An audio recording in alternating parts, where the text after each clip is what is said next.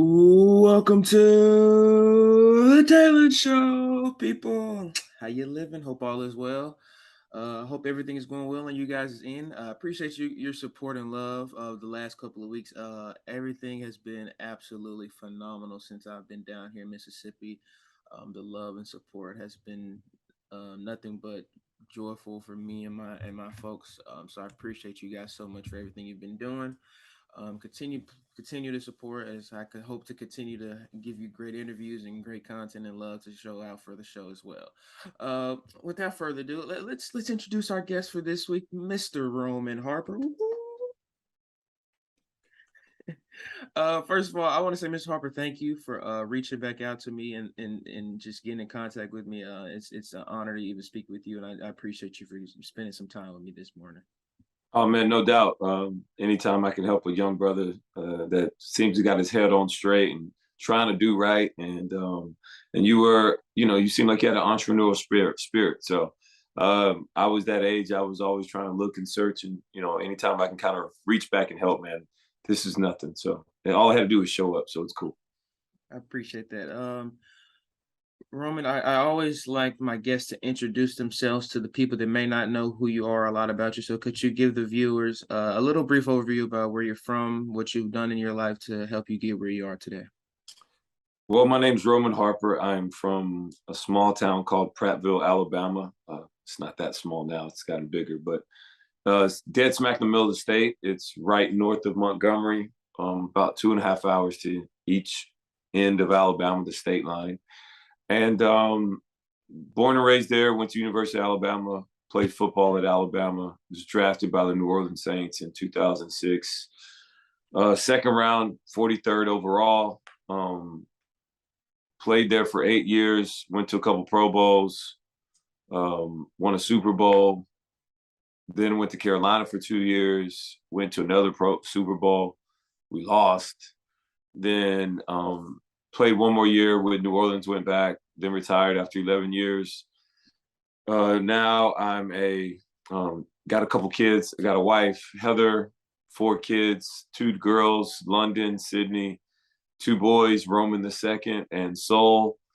And now I'm a sports analyst, college football analyst, the majority, specifically, sorry, that for ESPN and SEC Network, and I work on SEC Nation, where I met this young man right here, and so yeah, that's what I do now. It took me a little while to get there, but I enjoy it and it's fun.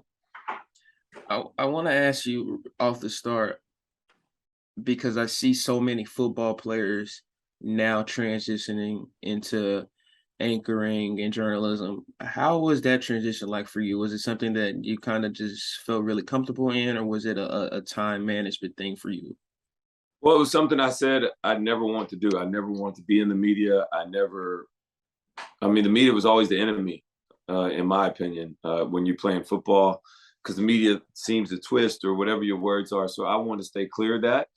And it just happened to be, once I retired, I took 365 days to do absolutely nothing. Wanted to really decompress, kind of figure out where I want to go, what was the next journey or chapter of my life going to be. And I didn't want to try and say I was working just to say I was working. So I wanted to be something I'm passionate about. So I did a couple things, and I did a broadcast boot camp through the NFL in which they offer it.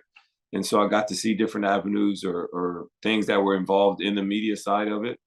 And I said, you know what, I probably like that because it still puts me around the game, but I'm not completely, I'm not coaching. So I actually get to see my kids grow up. My father was a football coach. So it was really good to kind of not be all the way in like that. So, but overall, it was great. And so I did a local job in New Orleans for 2 years, covering the New Orleans Saints, just on primetime games. And then I did 1 year here in Charlotte after my first year. My second year, I continued to do New Orleans. And then I started covering the Panthers. Just a couple, whenever I wasn't doing Saints stuff, I'd be covering the Panthers just to try and figure out my own personality, because you have to be a different personality. Like, I can't be the football player Roman Harper because I don't like to tell the media anything. And it's a lot of player talk or coach talk versus the analyst mindset. You got to be able to explain things, but also really give a whole bunch of insight, but not like over talking or talking too above everybody where they don't understand you. I want to go back now. Prattville, Alabama, man. What was that? What was that like growing up? What was that environment like? And how did you get into football? What age did you start playing football? And how did your love fall forward?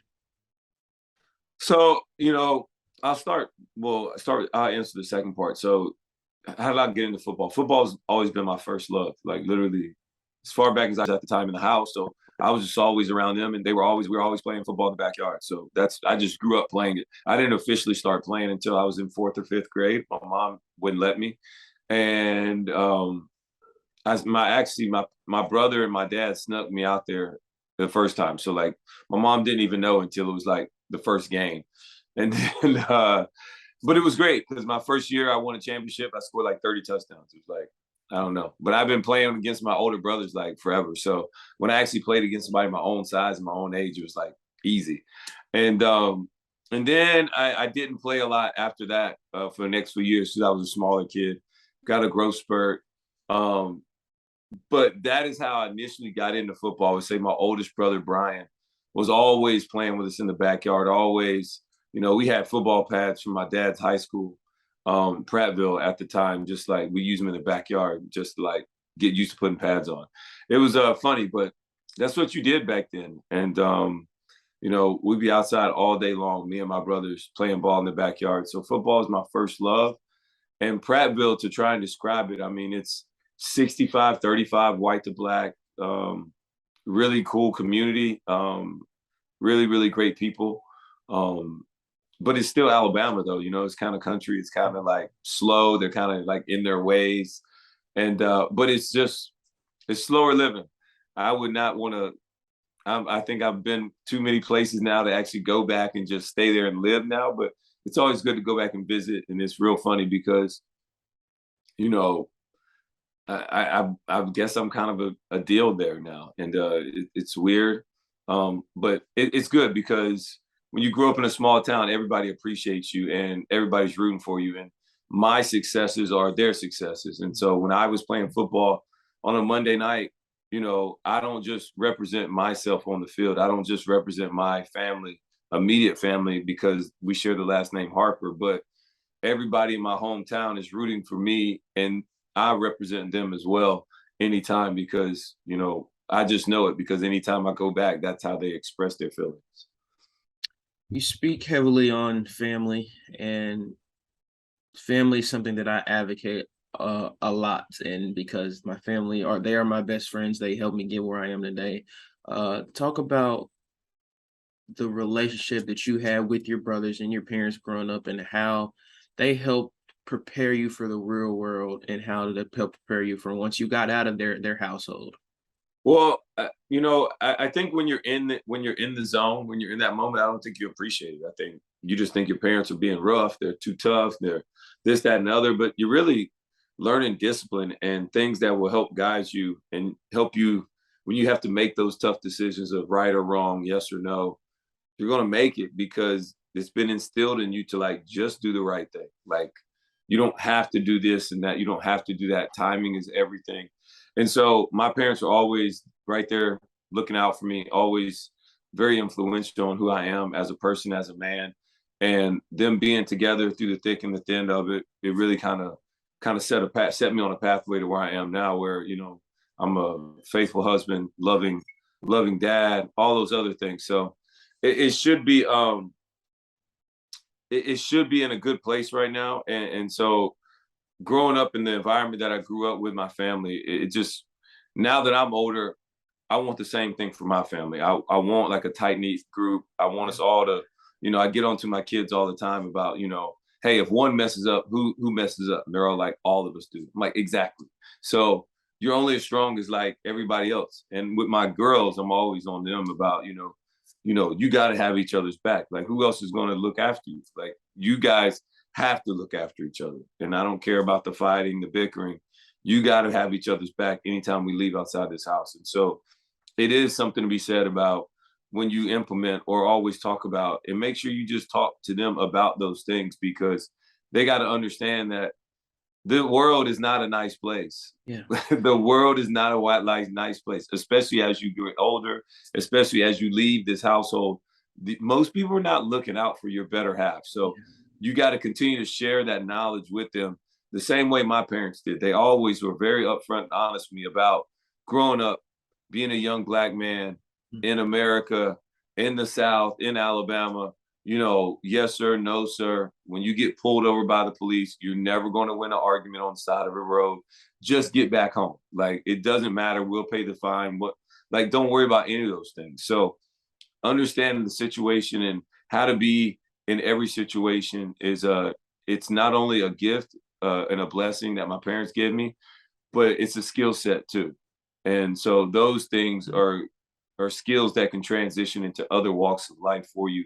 Once you start to master those things, you're dangerous because you can go in any room and be just fine. Anyone that knows you or keeps up with you, and it's kind of going in the same point. You talk about your kids and your wife so much, and I love that because that's how my bond was as well. What was it like for you? What joy was it becoming a father and watching your kids grow up and surrounding them with the same love, but capacity that your parents taught you to have? So, I'll be honest with you, man. It took me a while to get to where I am. Mm. When my wife, who was just my girlfriend at the time, got pregnant, I was not a good boyfriend. I was not perfect. I messed up a lot. I cheated. I lied. I did this. And so, but God's grace and continue to grow into what I'm supposed to be. I'm just on my journey, on my path. You're going to make a lot of mistakes. It's not perfect, right? So that was one thing I got to as I've gotten older is I stopped blaming myself for a lot of mistakes that I make and just understand it's part of my journey. Like, is it really the biggest mistake? No, but I mean, it's probably a great learning experience though. And so what do you do with every decision that you make in your past? Like, hopefully you're learning from it, continue to store up those memory banks, and then you'll make better decisions on the next one. So I got to that point, and now, you know, I love my family. I love my kids. It's so easy to talk about it now because we're in a good groove, like 10, 8, 6, and 2. It's busy as crap over here, but we're at least we're handling it. All right. The lights are on, like things are Yeah. okay. Yeah. But the experience of having my first child is crazy. I have a very unique story, probably like most people do, but mine's super unique. So Heather was pregnant. She was a week late. We were in New Orleans, and the doctor said, she's fine. She's not even showing. And when you come back from a game, then we'll induce. I'm like, cool. So we have a game in San Francisco in the playoffs in 2000. What was that? 2012. All right, in the playoffs. The season is 2011 season. We were dynamite that year, and it's in January of 2012. We're in San Francisco, so whenever you go West Coast, you leave a day early. So we fly out after that Thursday. So I get there Thursday. Doctor's appointment was on Wednesday. I apologize. Fly out early Thursday. Friday, we're there. Everything's fine. Saturday, I wake up for the game. Got like 2 or 3 missed calls. My boy Malcolm Jenkins is calling me. I'm like, yo, what's up? He's like, dude, like Mo, which was his wife at the time, was like, hey, Heather went into labor, like call her, see. I'm like, what? Oh Lord. So she went into labor that morning of the game, and she was like, yeah, I'm gonna try and hold it in. And she was like, yeah, I mean, that was dumb. Of course, we were both young and didn't know any have experience of that. But so yeah, my daughter was actually born in the second quarter. We had a hell of a game, and we actually ended up losing the game and some heartbreak stuff. It was crazy, but so I had my daughter, so I had this whole bunch of heartbreak, sadness of a game. Then as I'm walking out of the locker room, I finally see pictures on my phone because the service was bad inside the locker room. Like, so I got all these pictures of my daughter as I was walking to the bus after this game. It was very emotional, just really distracting. And so I get back to New Orleans, we fly back, and I'm going to the hospital, and I didn't want to just go straight to the hospital. I said, I really need to be able to gather my emotions, and there's nothing really to rush into. It was like 3 something, 4 in the morning. So I stopped at IHOP, bro, ate some breakfast, kind of gathered my thoughts, my emotions, because I didn't know what I was about to walk into. And, I was sharing with this with you, and, hopefully you'll be blessed enough to have a healthy child one day, is that you never knew you could love somebody or something so much until you have your own child. The first time you hold them, you just like, I don't even know this baby, and I love it to death. Like, it's amazing because like I made that, or like I contributed in that, and it's different. My brother had dogs. He used to always talk about dogs like a kid. I'm like, it ain't the same. And now he has couple kids. It ain't the same. So that's what I would say is it was great. It's a unique experience, and every single one of my kids since then has had some kind of crazy mad story. So it's just been kind of what it is.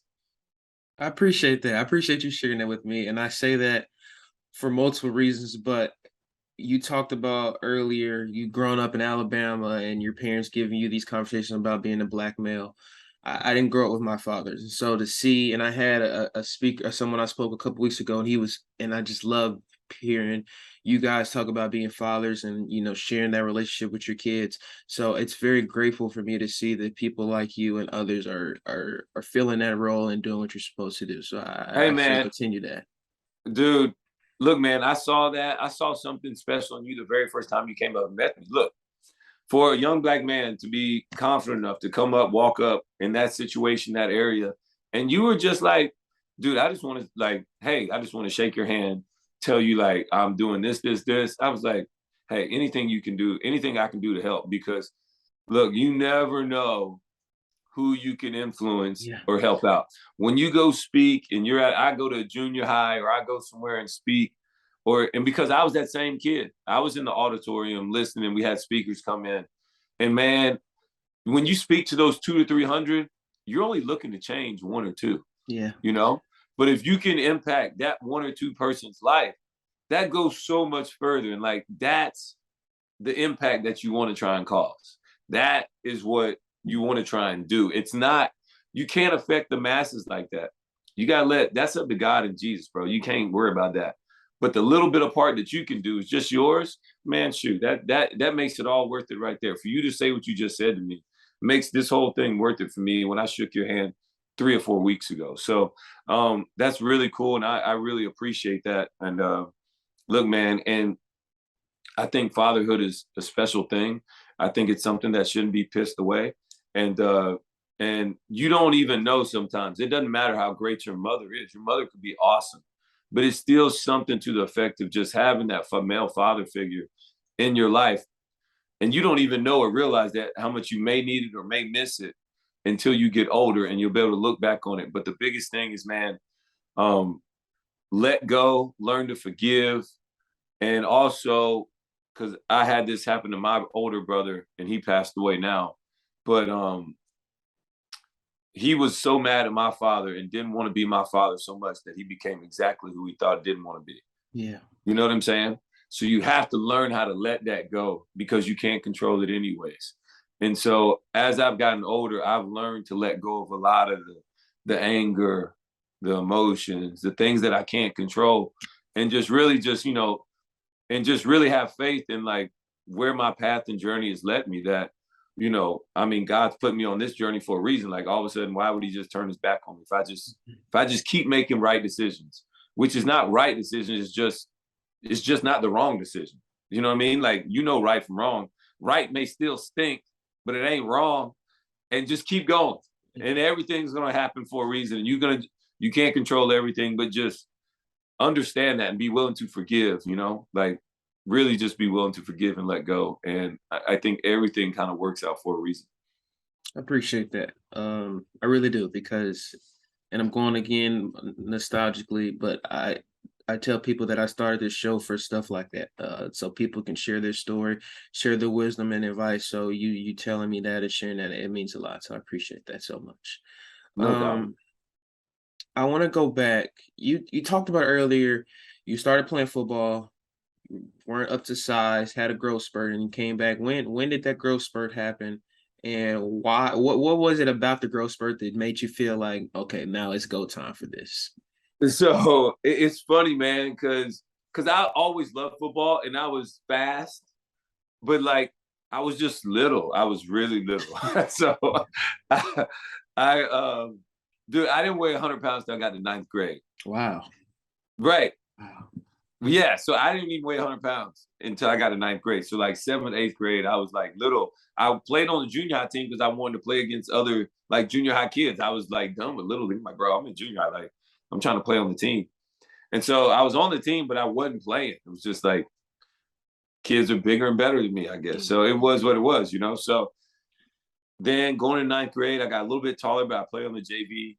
And then I remember like it was yesterday, my older brother, he was just 1 year ahead of me. He's 18 months older than me. And he was probably 6 or 7 inches taller than me. And all of a sudden I woke up after 10th grade summer, going into my 10th grade, I would like close the gap just a little bit. And so then my 10th grade year, I played, I played some on defense and stuff. And then after that, man, my brother was always bigger than me. And then once he left for college, he went to Troy State University or Troy University now, and he was playing ball there.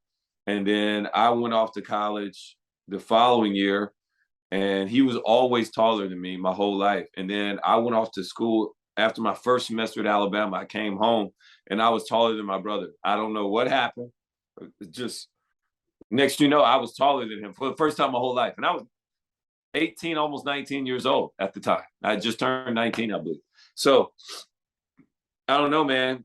God has a way for it. And I'd much rather have a late growth spurt than an early. I would say that. Mm-hmm. And then, but in high school, you're playing. And next, I got started getting some offers going into once my senior year started. Recruiting was totally different back in the early 2000s. There were no satellite camps like there are now. I mean, it was some, but it's not like the whole thing now. It's crazy what it is now. So I didn't get my first offer until after my first game, my senior year. And the crazy thing was Alabama was the first big school to offer me. So, and then in the following weeks, I started getting some other offers. So it was cool though, but I was always going to stay within the state because my mom wanted me to stay close because my parents, being who they are, they don't miss games. So, and my brother was at Troy down the road, and my parents were like, it's 6 schools that all want you within the state, just like kind of stay close so we can go to all your games.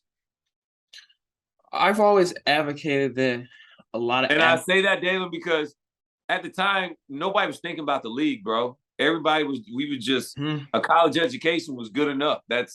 I never imagined being an NFL player when I was in high school or, I watched it, but it wasn't like something that I thought was obtainable because where I'm from, nobody else had made it. The only other person that had did anything was a fullback, a white fullback named Kevin Turner, who's passed away. God rest his soul. He's a great human being. My dad coached him. He's great. He's awesome. He's awesome to my family. His parents are too. But he didn't look like me. So nobody had ever done it before. And so it wasn't something that I really imagined or thought that it was actually obtainable. But, going to college and getting my college paid for was something that I wanted to do. So that was my goal. And then when I got to college and going into my senior year, I was selected as a Playboy All-American. So preseason, they fly you out there. I thought I was going to the mansion, but I didn't. It's okay. I went later on in life. It's cool. And but then so I'm there and that whole deal. And I asked them, like, why am I here?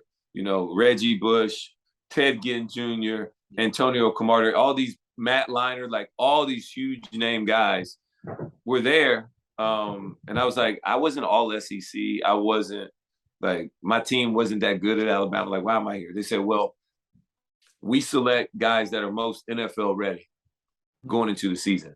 So last year it was 22 players. So 11 on offense, 11 on defense. And then, so it's 24. They had a scholarship, 25. They had a scholarship player, a kicker, a punter, and a coach. So, one kicker, and then a scholarship guy and a coach. So like 24, 25. And then I said, so you think I'm going to play in the league? They were like, oh, yeah, you'll be good. They're like, if you get your head, like, you could probably play 10 years. I was like, me? They were like, yeah, you. I was like, oh. From that on, my mindset changed. Like from there, I was going to the league. So it's amazing how the power of the words or the mind can really change things for you or kind of set you on this pathway. Like I never even thought about going to the league when I was in college until I had that conversation. I was gonna ask you, and it's funny because like you kind of reminisced about it, but what was it like playing in high school? Because I always say this, after you get to a certain point, I feel like you lose love for the game. And I feel like when you're still that young and in high school, you're not thinking about anything else but having fun and loving the game. So what was it like playing in high school and just being free with it? Man, high school is great. Like high school's so different because high school has a smell about it, man. High school football smells like a grill on a Friday night, the crisp air, the grass is a little wet with a little dew on it. It's like that's Friday night football under the lights. Like the some of my best memories, man. Like I've never scored that many touchdowns. It was all in high school. Like I had 1 year where it was like things worked out, and it's crazy because I had some of the best memories, the best like times with some of the guys that I got to play with when we were younger, and it was so fun. And these guys were so good, and I was just the conductor playing quarterback, a little bit of safety. But you couldn't have told me that I was going to be the guy to make it out of all of us. Like I wouldn't have believed it because I would have been like, "Why me? What about this one? He's this. What about this one? He's got this, this, and this." And so it's kind of weird how things work, and you go on this path, you make this decision, you focus on this, and the mental aspect of football, like that's what it really truly is, man. Talent is in abundance. It's really the the mental toughness, the ability to be able to work, put in the extra, like because everybody's working 40 hours, bro. But what are you doing in those when you ain't at that 40 hours? Like, what are you doing to put into it? So, but high school was a special time, dude. I scored a lot of touchdowns. Um, I'm riding around. My wife, me and her were high school sweethearts, so it was fun. And it's just small world, bro. But that when I think of high school, I think of the smell, the food, the little bit of wet grass, and just everybody. It's so not perfect. It's so not perfect. That's the best part about high school. I got an offensive lineman that's 215 pounds. You know what I'm saying? Love him to death. But this is as far as his game is going to ever go. Yeah. And so when I played my last high school game and I saw everybody crying tears and all that other stuff, sharing just a short little story is that, my last regular season game, we were fifth in the state. We were balling. We only lost one game, and it kind of cheated us. And it was like the second or third ranked team in the state. On the road, we barely lost to them. And I was getting better as a quarterback as the season progressed because I'd never played quarterback before. And one of my teammates fell on me, broke my leg. It was a spiral fracture of my fibula. So I'm out right before the playoffs, the game before the playoffs. And so we go in there, we lose to a team we should have never lost to. And I'm in a walking boot. My dad's very sad, distraught, because he was just like, I don't know why we didn't just bring you out in pads or at least show some kind of threat. But I couldn't walk, and everybody was crying. And my coach, I'll never forget. And I was just like, I was so sad after a loss in high school. And he was just like, "Why are you sad?" I'm like, "Man, just never get to play again." He's like, "Look, you're going to play again. Like, you're going to be okay. Like, I appreciate your emotions for everybody else around here. But, like, you got to be strong right now and just know that the rest of us will be rooting you on. So you got to continue to carry it on from here." And so I did that. And it's really cool, though, to kind of look back and even reminisce over some of those stories. Why'd you choose Tuscaloosa?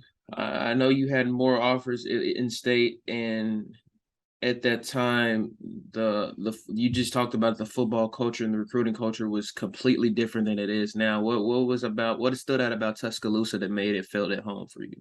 Okay, so 3 reasons. I answer this question all the time. So for me, my final 2 choices were Alabama and Auburn. That's what it came down to. And so I chose Alabama, and I had more fun on my visit to Auburn than I did at Alabama. So Carlos Dansby, great player. He was my host. We took Ronnie Brown's car when we went to Tuskegee and a couple other places. Like, it was great. We had a great time at Auburn. It was cool. And so but for 3 reasons, this is why I chose Alabama over Auburn. Number one, Alabama was Nike, Auburn was Russell Athletic. Okay. And I had Russell Athletic in high school. So I was like, bump that, bro. I'm upgrade. You know what I'm saying? I'm going Nike. All right. That was one. Number two, the colors of Alabama were similar to my high school colors versus Auburn being like blue, orange, and white. I was like, I don't know how I look at that. Like, it just mentally, I don't know. Like I'm big into like clothes, fashion, making sure I'm looking right. My like gotta be fresh. If you ain't feeling good, then if you don't look good, you ain't gonna play good. So I didn't know. I couldn't imagine myself in those colors either as much. So that was another thing. And then the third thing, lastly, is my defensive backs coach at Alabama, Chris Thurman. I liked him, and he was recruiting me heavily. I liked him more than Auburn's defensive back coach, who at the time was like, kind of iffy on me. But my high school coach told me later on when I was older, he's like, it's because he had already got another guy in your class that he probably liked more than you, but you were the better player by the end of the day. So that was it. That's why I chose Alabama, like for real. But it's amazing what a 17, 18-year-old kid's mind is at. Like, it's not as deep as people want to say it's all about in the weight room and the this. It's like, nah, it's the Nike, the colors, and like, you know, some swag. Or maybe I had a good time on my visit. But like that's really it. And this can be at any point when you're at Bama. But I love to like depict what a athlete's schedule is in college. Like, what time do you get up? What time do you lift? Have practice classes? What was your schedule like on a day-to-day basis? So I hated morning classes. Oh my God, hated them. So early morning classes, usually 8 or 9 o'clock. As you got older, I wasn't coming in before 9:30. Like, not happening. Not doing 8s. So, but early, you got to do 8 o'clock. Then after that, you're probably done with classes by 11, 12, latest. Then you got to get over towards the complex, man. We got to get a workout in, start getting ready for practice and get your film in, because you would have film and stuff either before or after, depending on the day. You just don't have as many hours at the complex, like, especially in college. Looking back, they're limited to the hours that they get to spend with the players, and so they have to try and get as much as they can while they can, and then you're working out as well, doing a lot of the training.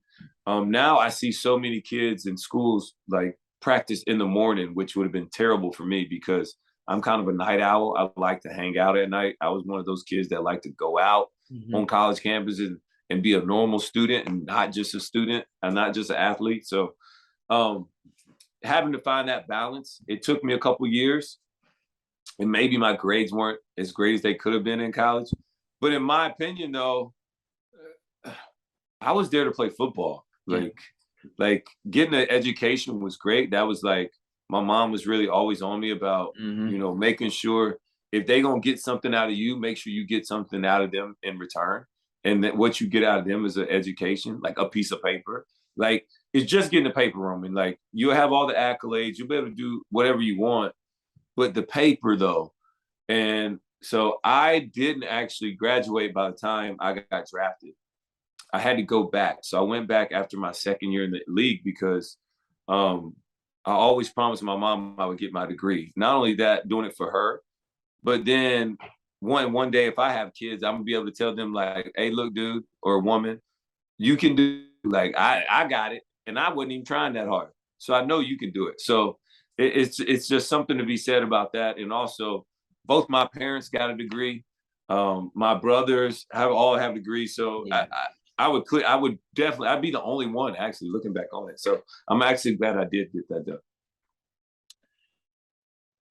I say this because I feel like, and this is my opinion, that this generation or this society of sports fans believe that Bama wasn't elite before Saban was there. And they just have like this stereotypical, mindset that, they just got elite when Saban got there. What was the culture like at Bama when you were there and Coach Franchone was there? What was it like, and what was the environment like around at that time for you, and how fun was it for you? So the thing that people don't understand is that winning at Alabama has always been the culture. I mean, they have had more Yep. national championships than everybody for a very, very, very, very long time. Yep. So it's not, the thing was when you got Nick, it was the perfect mixture and storm. And now it's like, I mean, it's like the mother lode now. It's like the perfect mix of tradition, money, like Yeah. the commitment to winning long term, whatever it takes. That has always been the University of Alabama. Then you brought in a great coach like Nick Saban, like probably the greatest coach in college football, and especially with the way that recruiting and like all these things that have continued to come in and enter into college football space. He's been able to adjust through it all and weave through it all seamlessly. Yeah. Where you don't even see the struggles or the drop offs; they just keep going. And so when I was there, we were not winning championships. We got put on probation after I got on campus, like my fresh year, in which it was 2 years before that, they were just in the SEC championship, battling almost for a national championship. So it stunk. I mean, it stunk because we didn't get to go to a bowl game, but then it was kind of cool because I went to Hawaii for 2 years. Like, that's the type of stuff when you had a big program. Like, okay, guys, we're not going to a bowl game this year, but we're going to go to Hawaii for 2 years and you'll get to be home for Thanksgiving. I was like, deal, sign me up.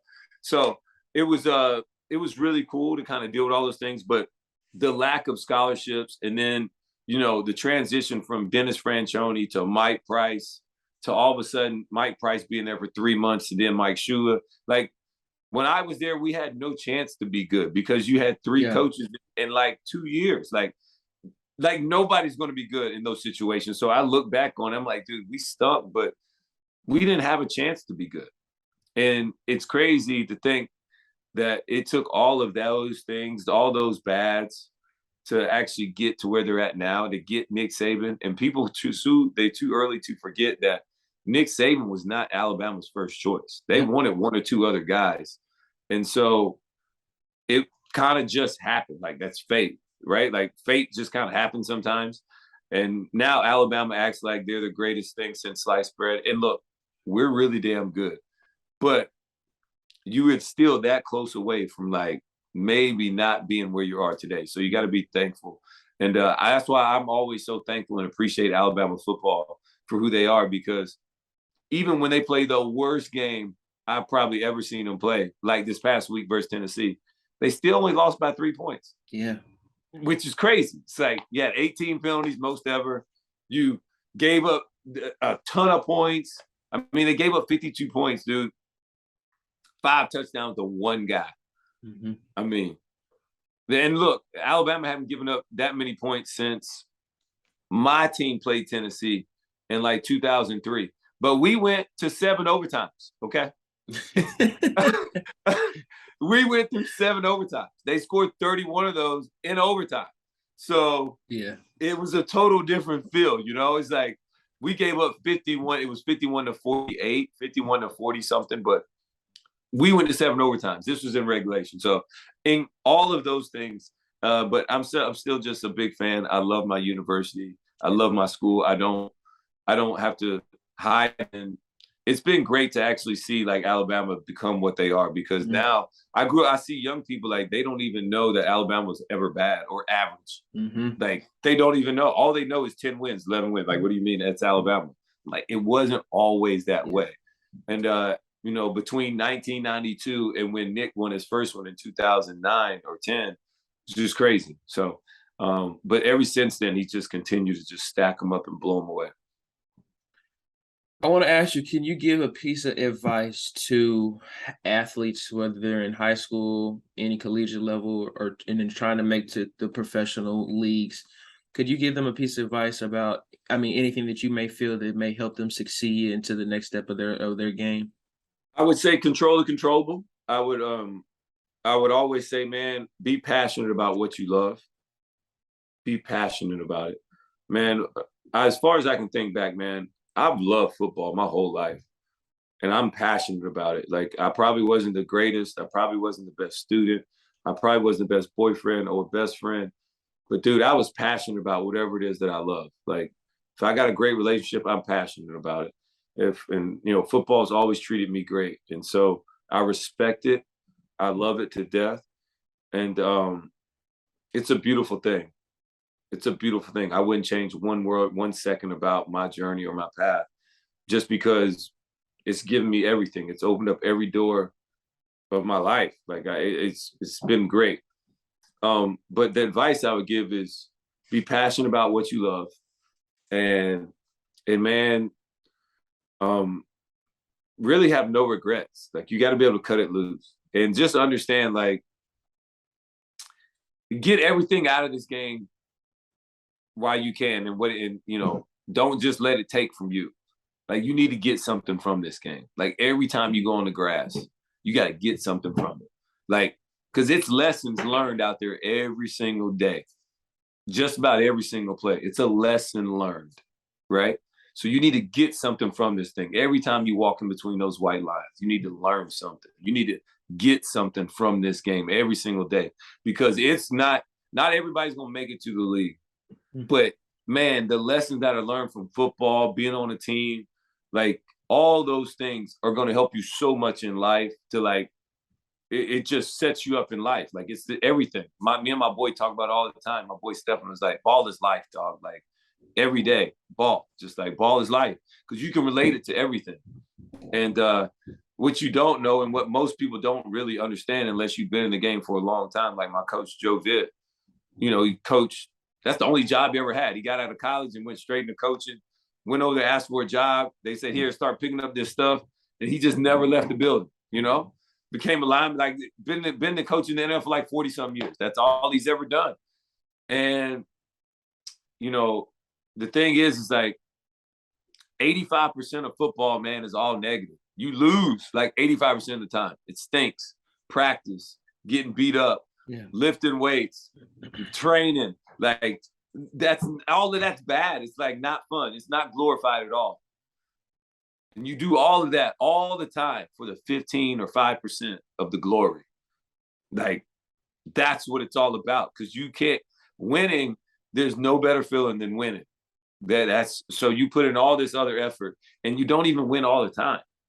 So that's what you do it for, man. And so you got to be passionate about something that you're doing 85% of the time for the loss to get that 5 or 10% gain. I have one more question before I leave your college time. Other than Bama, what was the most infuriating atmosphere stadium that you had a chance to play in? I would say Neyland Stadium. That was my loudest stadium in college. It was Tennessee. It was loud. It was crazy loud. It was big. Goes straight up on both sides, right on top of you. It's like a huge coliseum. Doesn't go out. Doesn't have all the like crazy spectacles. It just goes straight up all the way around, and it's loud. And it's freaking. It's not just orange. It's like Tennessee orange. It's a difference. It's everywhere. And I'm so effing tired of Rocky Top song. Oh my God. I mean, they sing it about 98 times like all the time. And so it kind of gets annoying. It's the two things that are the most annoying to me in the SEC are Rocky Top and the cowbells at Mississippi State. It's like, dude, can we do something else here? And they're like, no, this is all we got. This is what we got, and this is what we do. So, but that's what I would say. Have you ever seen the video? There's a reporter asking Alabama kids a question, just like back in the day. And oh yeah, the one black guy, that's my boy. He's in the same fraternity as one of my best friends. Like, yeah, that was like right as I was getting out of campus. They did that interview. He's like, I hate Tennessee. That orange, it's the truth. Alabama hates Tennessee. It's leading up to it, it's like a whole week. It's Tennessee hate week. Like it's a big block party on campus on Thursday night. It's like they blow it out. People hate Tennessee at Alabama.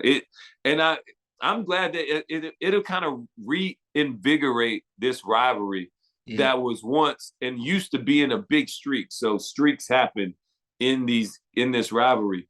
And man, it was great. And now people are going to go right back to it when it used to be guaranteed. Now it's going to be a little bit of hatred back, kind of, put back into place here. When you declared for the league, how ready did you think you were for the next level? And also, was there any specific place that maybe you wanted to go, or were you just willing to be anywhere and play football? I was willing to go anywhere and play football. Coming from Alabama, I mean, I would love to stay on the East Coast or at least close, but I grew up a San Francisco 49ers fan. So Yeah, that would have been cool just to kind of go out there. Um, but I'm so glad I did. And it's so damn expensive and it's so far away. Um, so I went to the perfect situation. But when I came out, man, it was so weird because, you have your interviews at a combine. That was the first time I met Nick Saban and Kirby Smart, actually. They were in Miami with the Dolphins.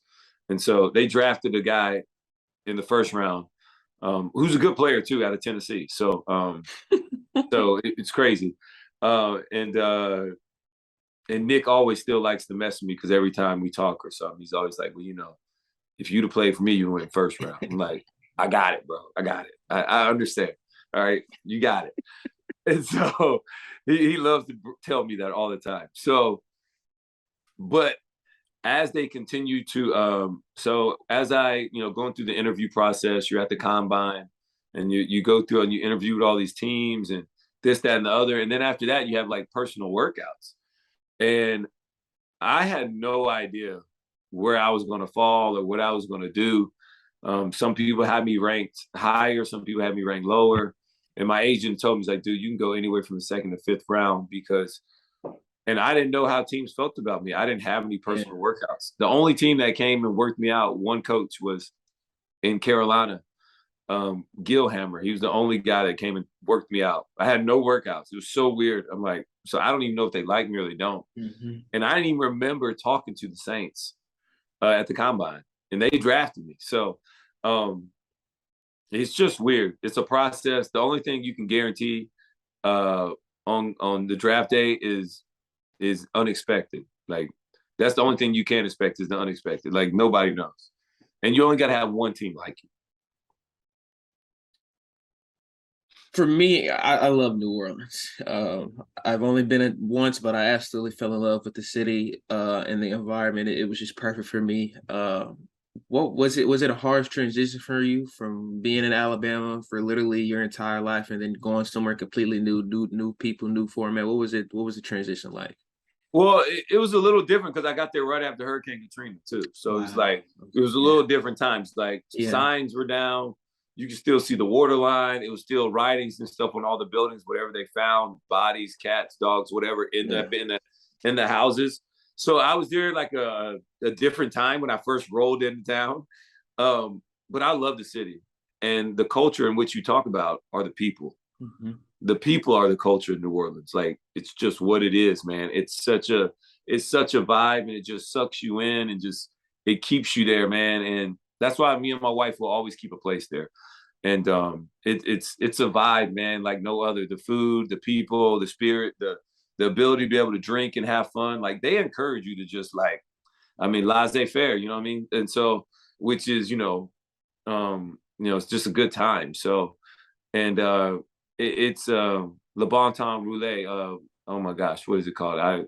It's like Let the Good Times Roll. I'm so embarrassed. I don't remember this right now. But anyways, um, it's a total different thing, man. I love New Orleans because I'm a people person, and I like to just kind of hang out and kick it. I told you I did that in college, and I did in the league too. And New Orleans is the type of city is like if you vibe with them, they gonna vibe with you right back. Yeah. Yeah. So like that's just who they are. And so if you're able to kind of humble yourself and just kind of like be like regular, bro, you're gonna love that city because they're gonna love you right back. And so it was a great experience for me. I loved it there. And they still treat me great. Like it's crazy because now I got all this gray hair, which I had gray hair when I played, but now it's just like more.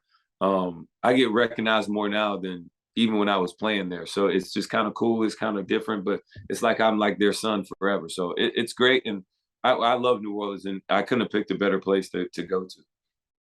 I'm gonna do my best to wrap up. I know we both got some time constraints, but I don't know why I just thought about this, but I want to ask you because I remember a couple years back, no offense, Jaguar fans, but I remember when Jacksonville was bottom of the league, stink, but worst team in the league by far. And people, and I don't agree with this, but people, and I'm asking this because you went to Bama, people would tell me that the Bama teams in college could beat the Jaguars. And I honestly want to know what's your, do you have an opinion on that? Do you believe that? Do you believe that a college team, even though the Jaguars were bad, but they're still pros, do you think that could happen? Anything like that? No, it wouldn't even be Thank you. close. The, Thank you. the, the, the NFL team would Thank you. win by 20 or more, Thank period. you. Like Thank you. it's some of the great Alabama teams, maybe they would keep it within 17, you know, but no, Thank it's you. they're too good. Not only that, but the NFL is a grown man sport. Like it's grown man, and the NFL, the way the players study and know their opponent, they would like college has no chance. They know exactly what you're doing, and there's no wasted motion. Like it's so much like it makes me appreciate and also appreciate because like where I am now, where I know what I did for so long, you couldn't have wasted motion. You can't have wasted steps. You got to be on point because the quarterbacks are too good. They're too good. Like good throw always beats good coverage. So you got to be perfect. And so I appreciate what I had to do and what I had to see because now when I see college, it's so not perfect and it's so bad at times technique wise and other little things. But I don't have to bring all that up.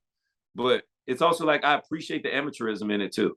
You know, I appreciate that part of it because they're not perfect and all these guys are not pros, but they're out there getting it, trying to grind and just have fun with it and get some NIL money on the side. So it's all good. And but no chance, brother, no chance. What's it like? Not only playing in the Super Bowl, but getting a chance to hoisting that Lombardi Trophy and having your friends and family around for that moment. Um, so you talk about like the moment of your life, like that's what that is, man. It's really hard to even explain. I can't even put it into words without I don't even know. But I will kind of explain to you how it happens. It's like, your whole life you talk about accomplishing, winning a championship and Yeah. doing this every year. Like you same coach speech at the end of the year is like, oh, what we got to do this, that, and other, coulda, woulda, shoulda, and it never happens. And then all of a sudden, man, you get on the right team, the right motion, the ball bounces your way the right, and man, you win a Super Bowl. I mean, me and my boy John Vilma were hopping up like little kids, bro. Just like, oh my gosh, like you can't believe you did it. Like you literally can't believe it. Like you worked so hard and you never accomplished it. That's the 85% I'm talking about. And this is like 2%, 1%. And it was crazy to be able to share that moment because you only get to have a select few come on the field. And so I had my brothers and everybody else. They were up in the stands with like my best friends. And my best friend cried. He was like, dude, like, he's like, you grow up. He's like been my best friend since first grade. He cried. He's like, dude, I don't know. He's like, man, I just overtake with emotion. Like, you don't ever expect to be at a Super Bowl and watch your best friend like win it. Like I don't know what happened. And I got a great picture of me and my mom sitting there holding the Super Bowl trophy up, and I look like a 3-year-old, dude. My smile is so big. I look just like my mom in the picture. And we're all just so happy and proud. Like it's really hard to explain. And, talking to my dad all morning because my dad was my coach and, growing up and, he played DB and he taught me so much. And he's just such a great man. And I had to get him out of my room though that morning. He was so nervous. It's like that game, the magnitude of it, like, the whole world is watching, bro. Like, and you don't really realize that until you do media days on that Tuesday. And for the first time, you got like Japanese media over there covering it. Like foreign countries are like covering this game and asking you questions. And you're like, dude, where are you from? Like, I've never even had a conversation like this. So the magnitude of it, you just don't understand. And to actually say that you actually won one of those is really, really cool. And it's just so different because my kids are becoming of age now. So they Google their dad. And two things that shocked them was like, dad was like a really good football player and that their dad used to have a mohawk. So it's just kind of funny. What was your experience in Carolina like? Again, one of my favorite cities in the world, and you got a chance to go to the Super Bowl with them. But what was your experience like there, and just being in that environment, also playing with your counterpart at Auburn, Mr. Cameron Newton? What was that? What was that like? Well, the first time I ever talked to Cam, he came up to me, shook my hand, and told me War Eagle. And I was just like, ugh, I don't know if I'm gonna like this guy, but he's an awesome teammate. He gives the best gifts. He's a really cool dude. He loves to keep the room like laxed, and he loves having fun, man. I really, really and loved being here in Carolina. I mean, we stayed here. I live in Charlotte, Mhm. so um, it just kind of worked out. It's a super clean city. We lived right downtown or uptown, right by the stadium, and it was just a total different feel, man, of what I had in New Orleans. It was a different sense of appreciation. What I really learned was that it's more than one way to skin a cat. That you can win in multiple Mhm. facets. You know, I went from an offensive-minded team in New Orleans for all those years to a defensive-minded team under Coach Ron Rivera in Carolina. We won in different ways. We had a different quarterback, like size, arms, like everything was completely different. With terms of like where I was at to where went to, and it worked. It wasn't always pretty. We started out really bad in 2014, but we got hot at the right time at the end of the year. We went to the playoffs, won a playoff game, and it was great. Like we built a culture of winning for a period of time here, and I had a lot to do with that, and I'm proud of that. And I still got some of my great friends all still living here in Charlotte. I mean, I just worked out with two of my former teammates, Colin Jones and Luke Kuechly, like just the other day. So Wow. um, it is a sense of like togetherness, man, and like when you accomplish great things together, man, like those are your dudes for life. Like that's who you call and count on when in the tough times or when things get dark. And and that's why over the big mantras, man, call and check on a brother, like call and check on him. Like you thinking about him, man, call him. Cause a lot of times you don't even know how deep or a dark hole that person could be in sometimes. So really just reaching out, man, hearing somebody's voice that cares about you or just tell them that you love them. It goes a very, very long way. So, and I would continue to encourage more people to do that. And I try and do it as much as I can. It really works because when people do it for me, it feels great. What's one takeaway you have from your time in the league that maybe you still use or think about every day? Uh, I mean, besides the work ethic, man, for me, it's all about the relationships. The relationships I got from football mean way more to me than I couldn't tell you all the tackles and whatever. I don't even remember the plays. I remember the times we had at practice, like the fun times, the relationships I got from football. That's what I take with me and cherish me the most are the relationships. That all the rest of it's great, but the relationships will last me a lifetime. Like those are my best friends and my brothers forever. And special, special people from all walks of life. Like that's what's so unique about a locker room, bro.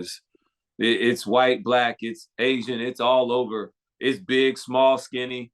It's fat. It's single mom, two Yeah. parent home. It's broken home. It's great background. It's all of that encapsulated. It's mother suckers that can barely read. It's suckers that are, 36 on the ACT. It's everybody, but everybody pulling for one goal, and everybody's trying to achieve that one thing and be the best of what they're trying to be, the best of the best. It's a special place, man, and I can honestly say I was the best of the best at one point in time. To be in a locker room and kind of be the one of the lead dogs. I guess it is cool looking back on it, and I appreciate it, but it was just different, man, and it's a unique space. Your time, and I say this because you talked about earlier how maybe just changing one or two lives is very important. You maybe changing hundreds of people's lives, and I say that because your time at the SEC networking with the ESPN has helped me develop a sense of placement in the journalism world. What has that journey been like for you? And honestly, did you see yourself getting into where you are today, and how has it been for you? No, I didn't see myself getting into where I am. It's been great, man. I really enjoy my my job right now, and it's mostly because the people I work with. Yeah. Like I get to talk ball, but I really enjoy the people I work with. Laura Rutledge is awesome, Mhm. Jordan Rogers is cool as hell. He's the thing I love about Jordan. He's willing to do anything for the camera, like anything. He'll twerk, he'll dance, he does anything, and he has a great time with it. He has an awesome personality, and he knows ball. He's so smart. Tim is passionate, comes from a place of love. Sometimes he's too nice. And Paul Feinbaum is like the GOAT, bro. Like he's like the gospel of the South, some kind of way. He has this following. Because I remember when I was in college, he was just the guy that banged on Alabama all the time in his newspaper articles. Mm-hmm. And, working with people like Marty Smith and Ryan McGee, amazing publicists, writers, like amazing, talented people that have been in the game for like 20, 30 years, dude, And I'm just now getting in it, and I appreciate it. Like, I really appreciate the space I'm in. I appreciate the creativity of my boy Baron Miller, who always is thinking outside the box and really helping us produce a show. Michelle, who helps me, who's our producer, who like all these people that like help me be the person that I am on TV, and that actually encourage me to be like, like you got this. Like, and so because of all those things, because I'm not naturally like a real outwardly person, like I'm an extrovert, but I definitely have some introverted ways. Like I'm fine. Like I don't need to be always like doing stuff. Like I'm definitely cool just in the house, and I definitely don't just like make a lot of new friends because I got my own friends. Like I'm cool. But when I'm encouraged and pushed in the right way, like and get in my own comfort zone, I can be a really great personality, and they've helped me reach that point. And I just feel like I'm still very young in my this part of my chapter of my life. And I mean, the sky's the limit for me because I really am having fun. And I know that as an African-American voice in this space with my accolades behind me, like I know ball. Like ain't nobody gonna sit up here and tell me, talk to me about like I don't know, like they know more than me. Like I can learn from you, but you ain't gonna like say like you got me. I'm like, nah, but we can share this knowledge together and we can present it to the people. And I'm gonna have my opinions about it. And I usually have because I watch football, like that is what I go off of. I'm not like emotional about it, which is a good place to be. I feel like you have so many stories to share. I would love to have you back on at some point to Well, I'll come continue back on, Dalen. I'll make that promise to you the same way I did that day. I said, bro, I'll come on. Yeah, I'll come on your show. It's easy. And I will definitely come back on again, man. So we'll have me on maybe towards the later part of the season during the SEC championship. Gotcha. I'll come back. Appreciate that, man. A few more questions, maybe 3 or 4, and then we'll get this wrapped up. Music is one of my passions, and I love talking to people about what their music is in their different time frames. So what are some of your favorite artists and songs? And also, when you were playing, what were some of the music you listened to maybe get you ready for a game? So one of my favorite rappers right now, like I'm a huge J. Cole fan. J. Cole, he's just so good. But all honesty, bro, I'm a straight up like I love ratchet music, bro. Like ratchet, trap, like I just love bangers, dude. I love anything that bangs in a club. I usually like it. And so that's kind of like where I go to. I know it's not good because I got kids now and the cursing on the songs are bad, but that's what I kind of go to. And I just always like to feel like I'm in a club. I don't know why. I don't even go to clubs anymore, but that's what kind of music I like to listen to. And but when it comes to like pregame, it's crazy. I'm complete opposite. I want like chill. I want like my favorite artist to listen to pregame is Michael Jackson, and then Tevin Campbell, Can We Talk? That was like my favorite. Okay. That was like my go-to. So it's like the calm before the storm. Yeah, I like that.